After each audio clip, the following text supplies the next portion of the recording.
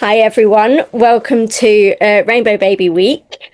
I have a really special guest today. It's Zenab Barry, who I will pass over to Zenab in a minute to introduce herself to everyone.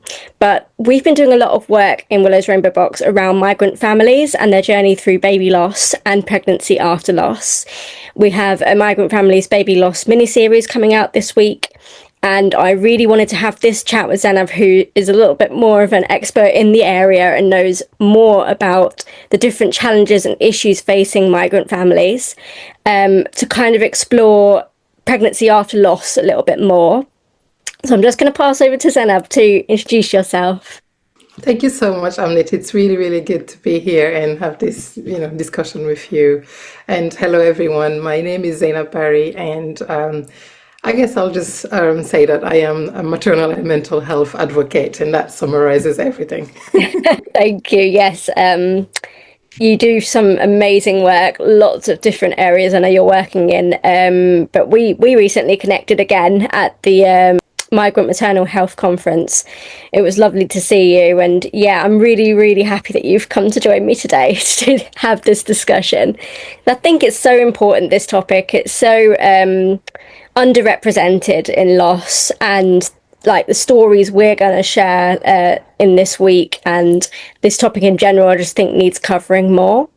So I wanted to start by asking you, what are some of the biggest challenges that you think migrant families face when they're trying to access pregnancy, bereavement, or mental health support after loss? Thank you very much, Hamlet. I think before I got to that, that question, I just wanted to also say how nice it was to also reconnect with you, and how beautiful it is to see all those amazing things that you're doing. As you said, this is an area that does not have a lot of attention, so it's really good that people who are as motivated and inspiring as you are doing this kind of work. So thank you so much. Thank you. I think in terms of the question, what are those biggest challenges? I'll say that some of them are really a lack of understanding of the system. Migrant women are coming from different parts of the world, whereas, where they have different ways of accessing care. I would say that, that's one of the biggest issues. Another one, it also could be an overwhelmed or wealth of information. Basically, they're completely overwhelmed with a wealth of information when they come here sometimes, and so most of the time those pieces of information that they receive are not relevant to their specific experiences. There are also language barriers, speaking different languages and not being able to understand the language in this country. I'm not saying that, it's for all migrants, or I'm just thinking out loud about all the different challenges that could occur. And as you know, as you've heard in different platforms, there's that fear of social services or immigration services because of, possible negative repercussions if they access care or, share parts of themselves that they, feel like could actually lead to negative outcomes. Yeah, it feels like the stakes are really high, isn't it? To when you're sharing things about yourself and you are a migrant, and it's it can be so difficult, those challenges that that are added on top of, the trauma of what they're going through already. Indeed, there's so many layers of it, and it can be very overwhelming, and it takes courage to do that, and we're asking people to share. And it doesn't mean that they're not courageous, but when you think about all the other challenges that they're facing already, adding that on top of all those is really, really scary. And challenging. And also, we, could not also forget about the financial burden that comes with that. Exactly. As you know, we work, Hannah, Raymond, Jones, and I, on a project called No Recourse Public Fund. And we've been assessing and analyzing what happens to, migrants who come into this country and do not have the means, the leeway, if you will, to, access care, who have to be charged. So that's also something that we need to take into consideration. Yeah. Definitely. Thank you. So looking at that journey after loss, if people fall pregnant again, so what emotional experiences and anxieties would you say are common for migrant parents during that pregnancy after loss? But also, how well do you think healthcare systems are responding to those needs? Amazing question. I really like that. I think all parents, whether migrants or not, naturally feel anxious about the possible outcome of, a new pregnancy after loss. Because when you go through loss, you go through a tsunami of emotions, basically. You go from understanding who you are to going through so many different levels of, emotional challenges that the excitement of new pregnancy also comes with a lot of anxiety, Yeah. for all mothers. But, I'll say that for migrant mothers, migrant parents, to be more inclusive, there are other layers to be considered, and these are wide ranging and depend on individual cases, I would say. That's why I think we ought to be really, really careful not to generalize, everything. Yeah, because there's that risk of, forgetting about other people's experiences and not really, shining a light on the diversity of those experiences. Some migrant women, some migrant parents, sorry, experience loneliness and acute nostalgia as they are away from their respective families and friends, supportive networks. And others might worry that the UK system does not really cater for their religious or cultural beliefs. I'll even go further to say that, some, find it difficult to express their feelings and emotions within environments that, where they feel less safe and, scared to be their authentic selves. I just talked about, that fear of social services just now, that, sometimes they're scared that their children will be taken away or that they might lose their immigration status. All these things can make it difficult for them to share anything, share how they're feeling and, the anxiety. Yeah. And also, I think, health systems really need to be designed in close collaboration with service users. And you know that I talk a lot about that, PPI is important. Yeah. Yeah.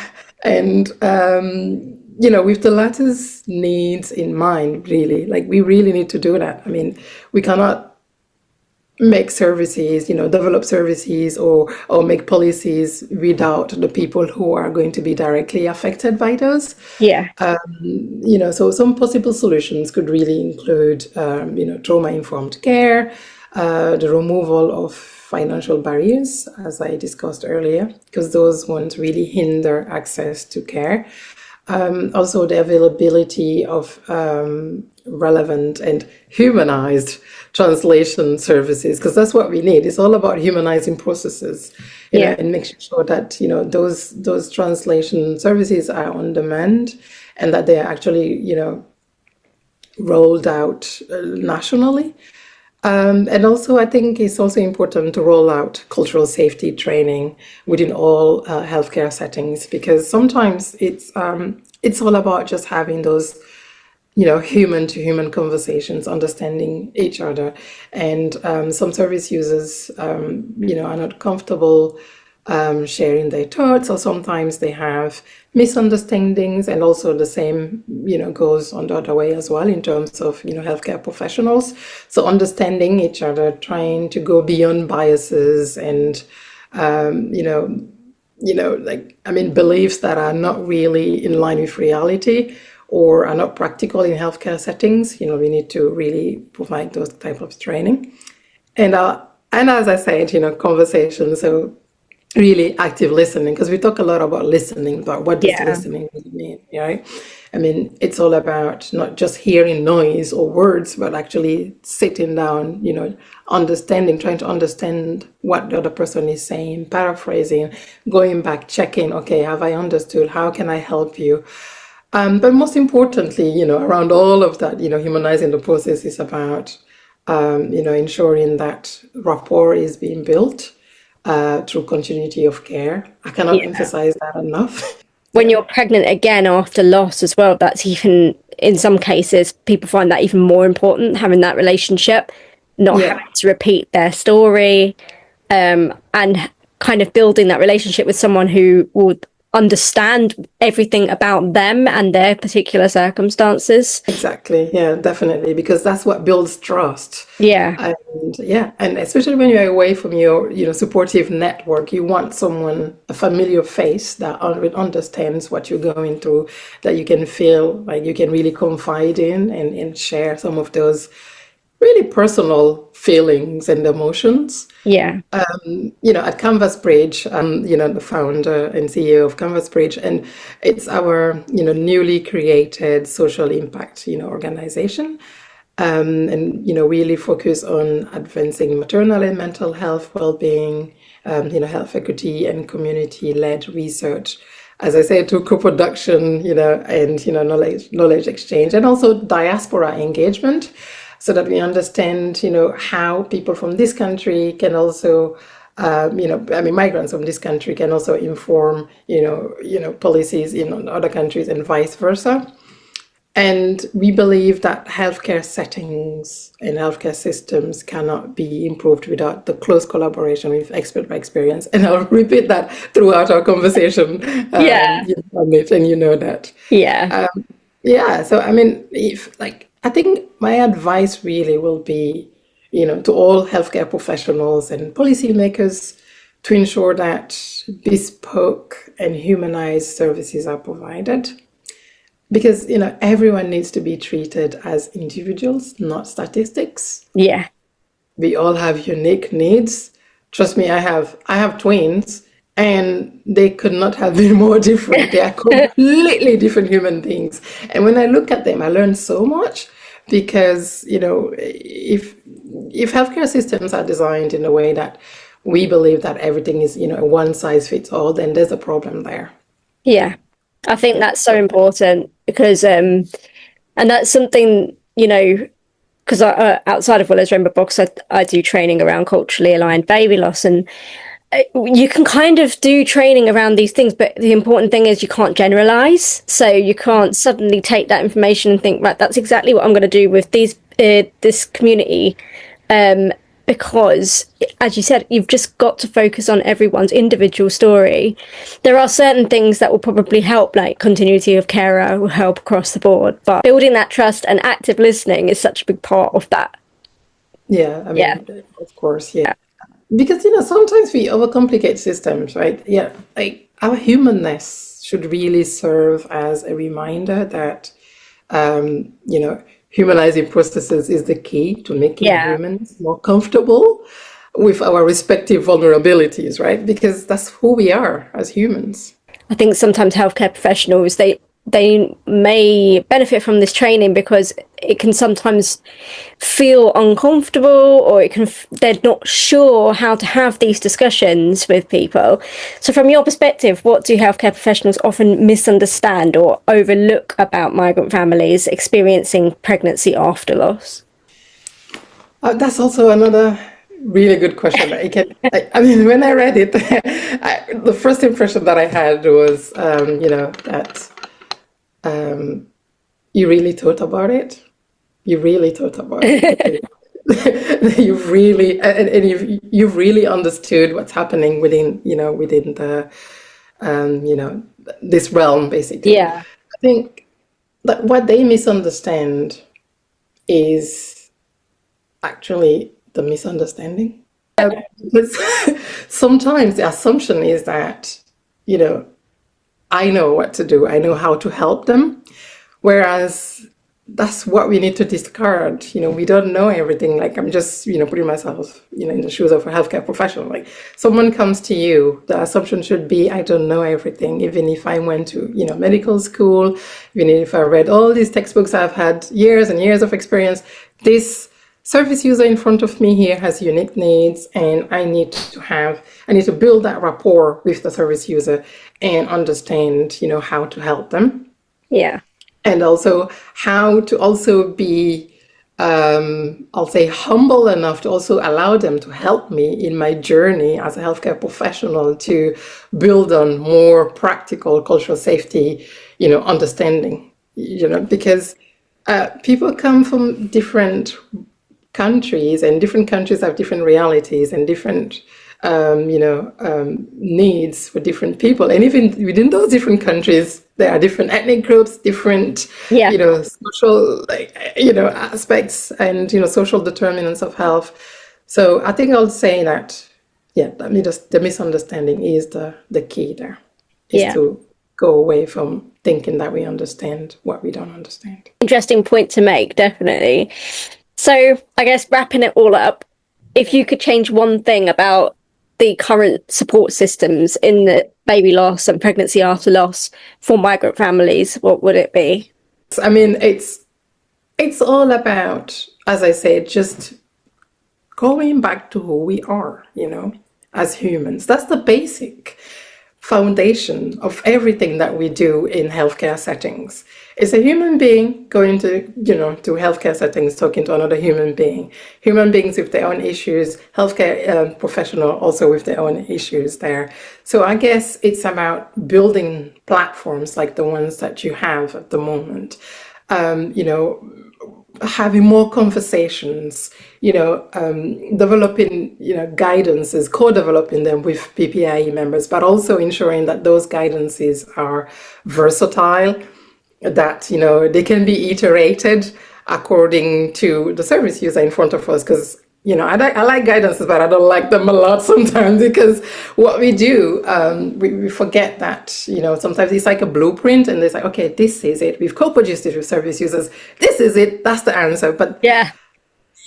yes, they informed you according to what they knew then and according to their experiences. But now you need to use that to then ensure that, you build on more understanding, and that you are more open to other people's, information, other people's, willingness to share. So it's about really just having those natural and humanized conversations, and and also ensuring that there's a psychological safety, Yeah. when that safe space to actually be welcomed, is really important, especially right now, because we know that migration is a really, really hot topic at the moment, hot issue. People are already discriminated against outside of the healthcare setting. Yeah. People are already facing different issues. So, you need to understand that they're coming with all that luggage, all that baggage with them. So, as a healthcare professional, people need to be the calm voice, the listening ear, the I'm here to help you. I'm here to let you help me help you. Yeah. Rather than, Yeah. I think, going back to textbook and thinking that's what I need to do, it's about working with the person in front of you and letting them lead you, I guess, in some ways. Yeah. I think do you think sometimes the situation can be overcomplicated? As you say, we're trying to go back to just being human, which Yeah. is it's not complicated in the big grand scheme of things. So Oh, yeah. yeah. I think that's what we've done. We've just sometimes overcomplicated so many things that we've forgotten that, hey, like, we are human beings. We are experts in being humans. We Yeah. like, we don't like that. That's the key here. Yeah, it's just about being us, and about tapping into that inherent humanness, because I do believe that everyone is born with that kindness, that inherent, like, natural, like, tendency to just care and help. Yeah. So it's tapping into that Yeah. and being open to learning. Yeah. Thank you. Thank you so much for having this discussion with me. I hope it's kind of helped other people who are watching this as well to understand a little bit more about the challenges faced by migrant families, what we can do better, hit home some of those messages about not overcomplicating it. We can do this, and we just need to be more, remember we're human. Thank you so much. If you send me any links to any work, I think you've got a book coming out soon, if it's not already out. I would really Yes. love to share those in the description for this video. So thank you. Oh, thank you so much, Nate. I mean, it's a pleasure, talking to you and noting all those amazing and wonderful things that you're doing in this realm because I see you doing it with passion. Yeah. I definitely do, and I know that many people also do that, and I do hope that this video will benefit, more people.